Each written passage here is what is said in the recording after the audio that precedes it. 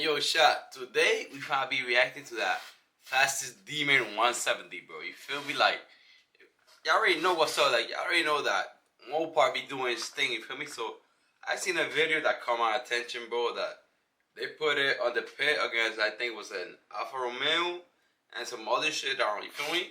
And supposedly we finna see what I do. You feel me? Cause like, yeah. So let's get right into it. And let's peep it, bro. Just look at this. Bro, come on. Don't tell me this car don't look fire. Look at that shit. 170, bro. So, personally, I fuck with it. But, like, we just want to see what's up with it. So, let's go. Let's tune into it. You hadn't noticed, two Americas right now. A country divided. Everybody's really mad. All right, knock it off, you two. It's time to stop arguing and start fighting it out on track. And so we brought the two most powerful American production cars of all time here to race through the quarter mile. But to ensure that we remain divided, we're splitting the episode in half. First, we'll start here on regular asphalt, and then we'll race on the glue. This is the definitive race to establish the quickest accelerating production car America has ever seen.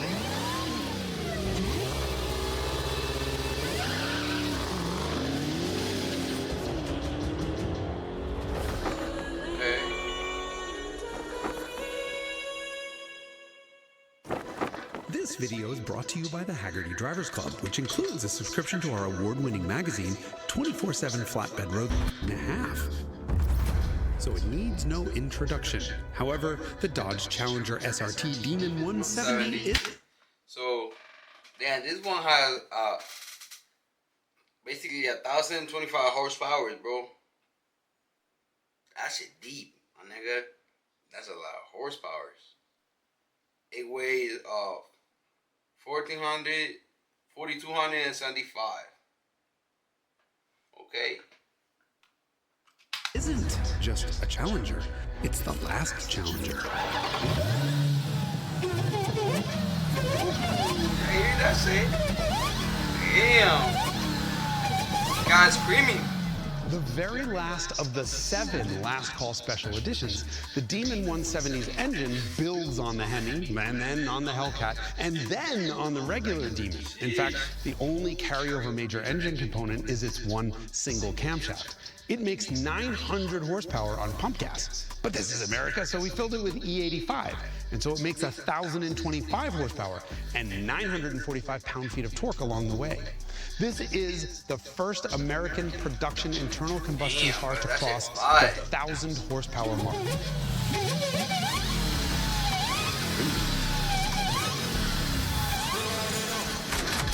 Dodge claims an NHRA certified 8.91 second run down the quarter mile. Enough to get it immediately banned from running in NHRA events because it pulled off that sub-9 second run without a safety cage. Only in America will a sanctioning body certify a run and then ban the car because of it.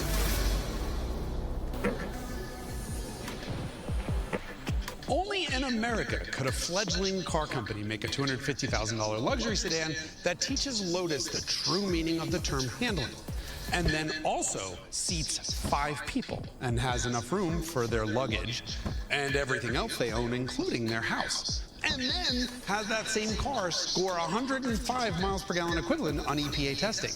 And then rip your face off with 1,234 horsepower worth of acceleration. In fact, the only thing wrong with the Lucid Sapphire is that it makes no noise, other than the sound of everyone complaining that it makes no noise. Can't be.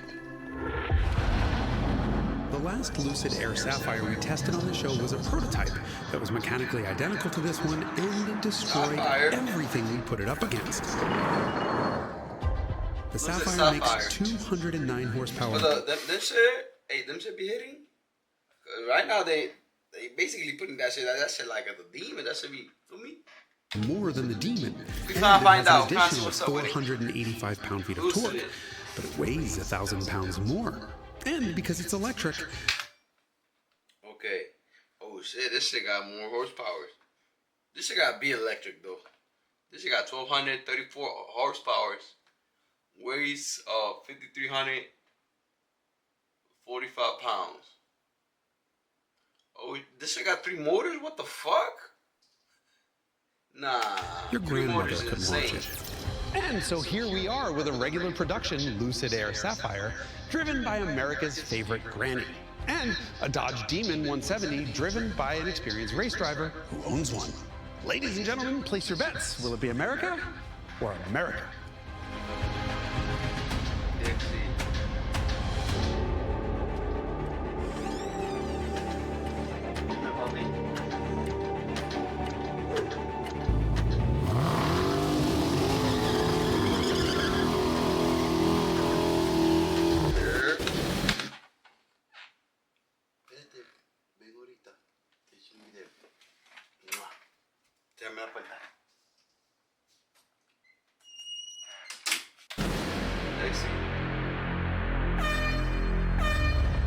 I'm thinking that Dodge might take it, honestly. But Lexi, that shit got 3 motors. Yeah, like fucking 1,500 horsepower or something like that. Whoa, what the fuck? That shit just got that Dodge automatically.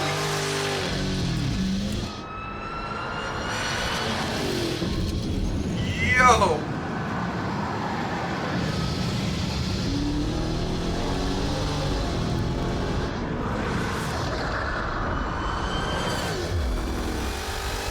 What am I seeing right now?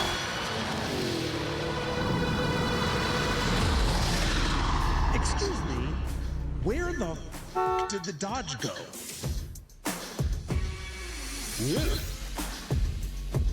It is 396 feet back that way.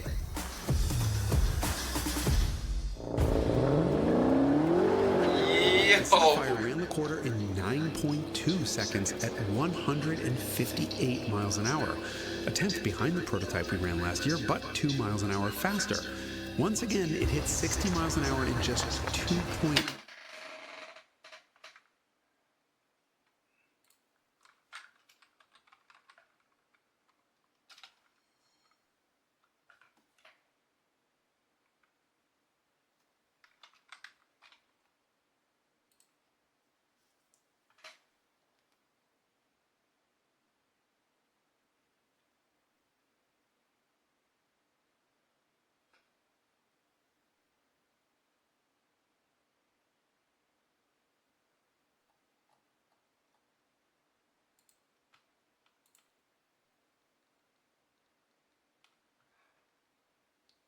The fuck? Nah. 1 seconds along the way, taking full advantage of having 4 driven wheels Dodge instead does not of take 2. that shit. Its average acceleration is more than twice the Dodge's until the 60 mark, and then the G-force plots start to converge, but never do.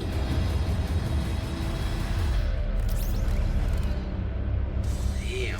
Complain all you want about the Sapphire's $250,000 sticker price, but to beat this car's acceleration off the showroom floor, you'd have to pony up enough money to buy 10 of these. And then you'd have to convince Rimac to sell you a Nevera. When the Sapphire crossed the finish line, the Challenger, which was a third of the way back to the starting line, was traveling at just 122 miles an hour. At that speed, traction is no longer a factor, and the Demon is still pulling 0.4 of a G in acceleration. So the power is all there. Problem is, the power all has to go through the rear wheels. Even with Nicky Thompson's drag radial designed to put the power down, the 170 had no chance of putting down 1,025 horsepower to just the rear wheels. If you were to just turn on traction control and floor that thing, it would disappear in a cloud of tire smoke bigger than all of Detroit. That is an exercise in restraint. The Demon is the type of car that relies almost completely on its driver to extract the maximum performance. The Lucid does no such thing. Press the right pedal and hold on tight. The traction control works so quickly you don't even know it's active, even though it's actually managing traction more than halfway down the track. It can adjust power output 1,000 times a second on each rear wheel individually and then once more on the fronts, orders of magnitude quicker than the Dodge's computer can pull engine power and add it back in.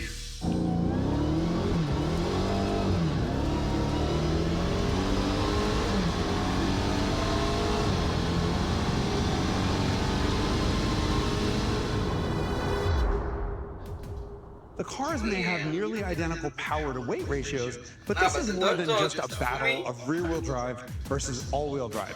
It's also a fight of traction control.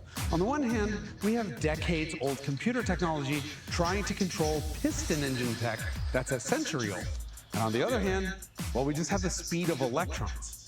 And the result is the Demon is 2 full seconds behind the Lucid Air Sapphire, traveling 19 miles an hour slower. And before you start throwing tomatoes at us, or worse, posting nasty grams in the comment section, the 170 0 to 60 and quarter-mile times are both the quickest weather-corrected numbers we've ever seen from any Challenger on an untreated surface.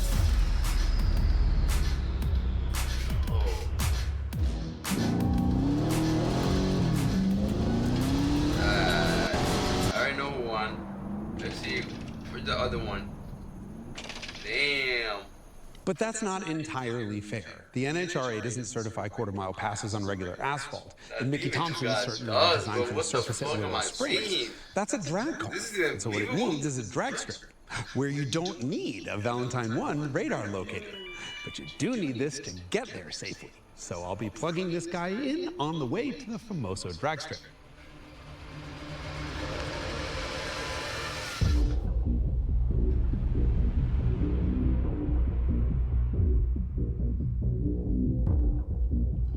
This is it. Let's see what's up.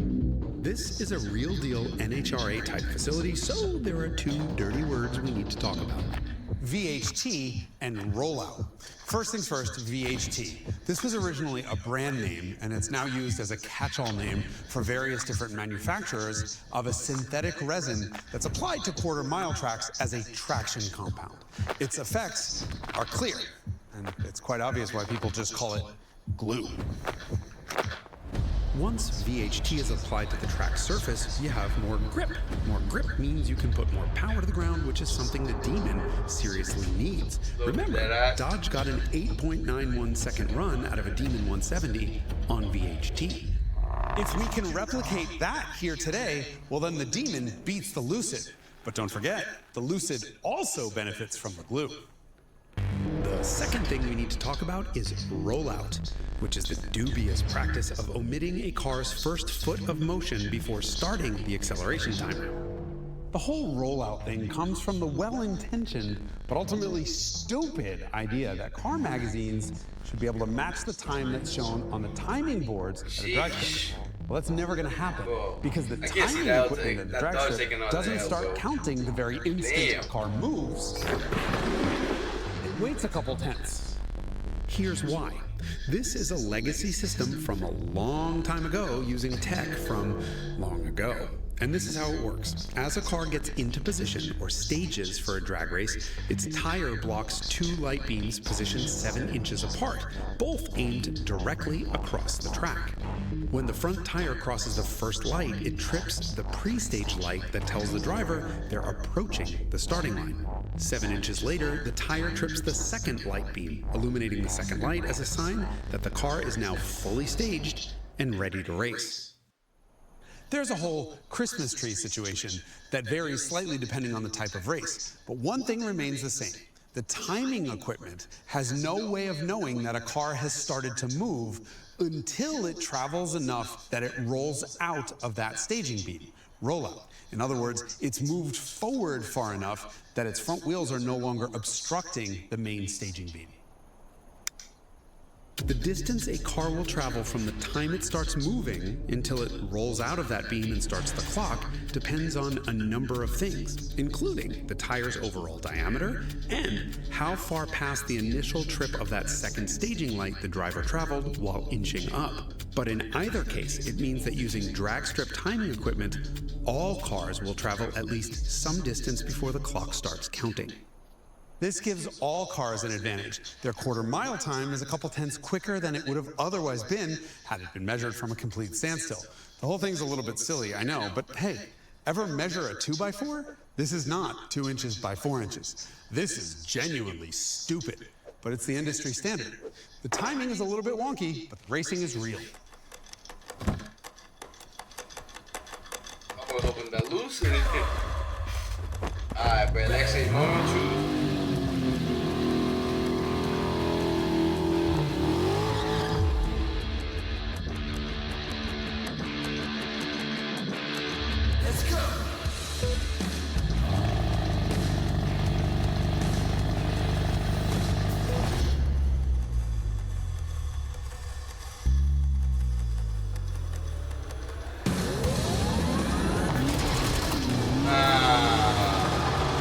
I'm not believing this shit, bro.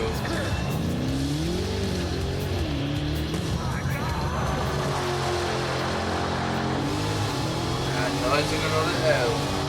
It might be the drivers, you feel me? It might be the drivers, but right now it's looking like that car, my nigga. That looks shit.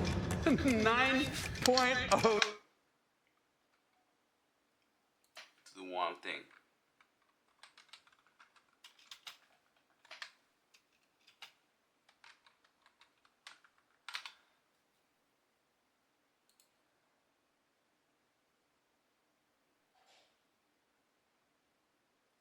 That shit is electric, nigga. Wait, hold up. That shit is electric. Shit.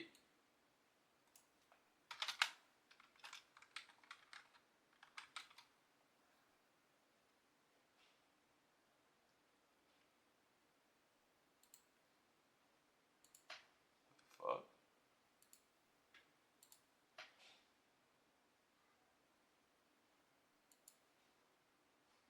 Nah, hold on. You feel me? That shit is electric. You feel me? So it's like, you know what? I'm just gonna have to give it to you. At the end of the day, we just have to see that electric Dodge. Even though that I don't real talk, I don't fuck with that electric Dodge, bro. That shit just. 6 according to the V-Box. Jesus. How about it? Shit.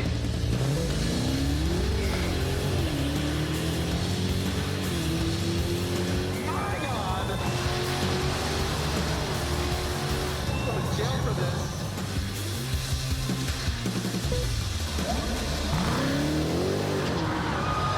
Damn, doesn't even want to race. 115. That's crazy.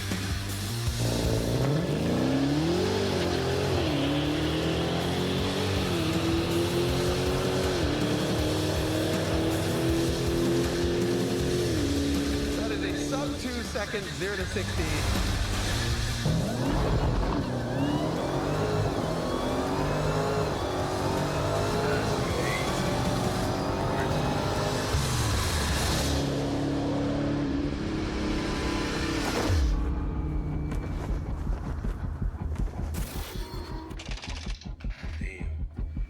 Who are here rooting for the demon. But we tried, and we tried, and we tried, and we tried, and we tried, and we tried, and nothing we could do, or nothing Tom could do, could get the demon off the line quickly enough to beat that 9.7. Meanwhile, the Sapphire just banged off 9.0, 9.0, 9.0, 9.0, until 10 runs later when it finally went up to a 9.1. The only thing it did was give me a bear of a headache. But either way, it has been settled. We can all stop fighting. The fastest accelerating production American car in history is the Lucid Air Sapphire. Put down your guns.